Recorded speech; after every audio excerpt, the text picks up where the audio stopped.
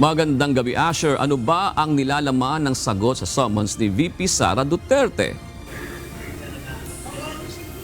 Magandang gabi naman, June. Void ab initio, void from the beginning, na ibig sabihin ay mula pa sa simula ay walang bisa ang impeachment complaint laban kay Vice President Sara Duterte. Ito ang nakasaad sa answer ad cautelam na ipinadala ng defense lawyers ng pangalawang Pangulo na bilang sagot sa summon ng impeachment court.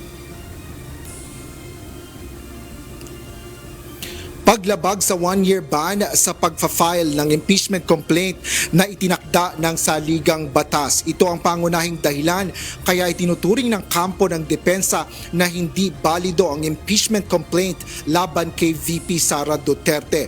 Bunso dito ng pagtatransmit ng Kamara sa Senado ng ika-4 na impeachment complaint na inihain sa House of Representatives. Ipinunto rin ng defense team na walang statement of ultimate facts ang impeachment complaint. Ibig sabihin, walang specific na mga basihan upang suportahan ang mga aligasyon laban sa pangalawang Pangulo. Scrap of paper o basura lamang anila ito.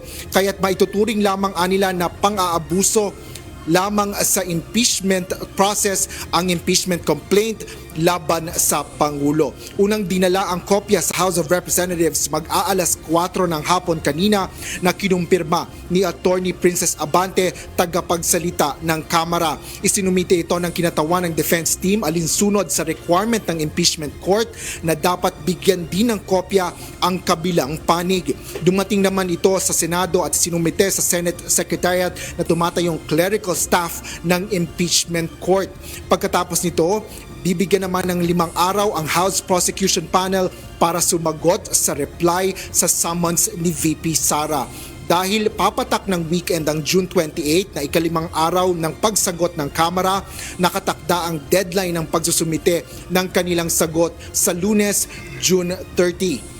Tanghali naman ng June 30 nakatakdang magtapos ang panunungkulan ng mga kongresista sa 19th Congress.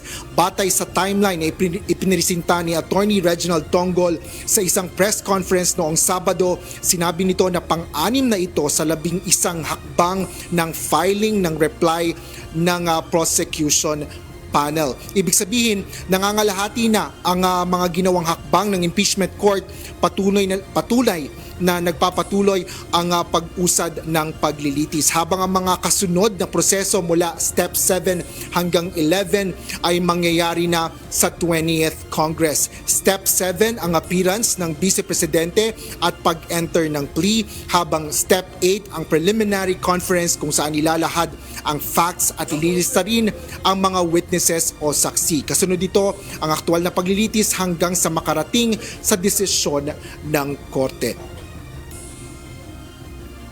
June, ayon din kay Senate Secretary Renato Bantug Jr. na tumatayong Clerk of Court, 6 na kopya na may tagta-35 pahina kasama na ang verifikasyon ang ipinasa na sagot sa summons ni VP Sara Duterte. May nakasulat dito na answer ad cautelam na ibig sabihin anya ay inihahain nila ito ng may pag-iingat. At ayon kay Attorney Bantug, may reserbasyon sa ilang argumento ang ibig sabihin nito. Yan ang latest dito sa Senado. Balik sa iyo, June. Yung inihain ng defense, Asher, ibig sabihin ba sa 20th Congress na yan matatalakay o bago matapos ang 19th Congress?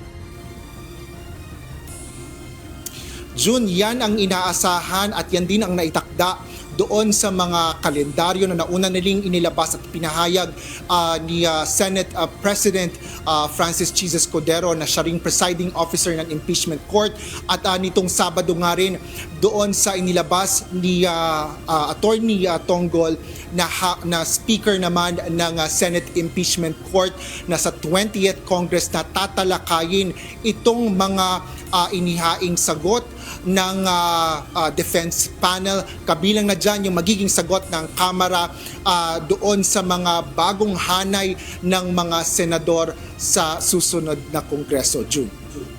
Maraming salamat, Asher Gadapan Jr.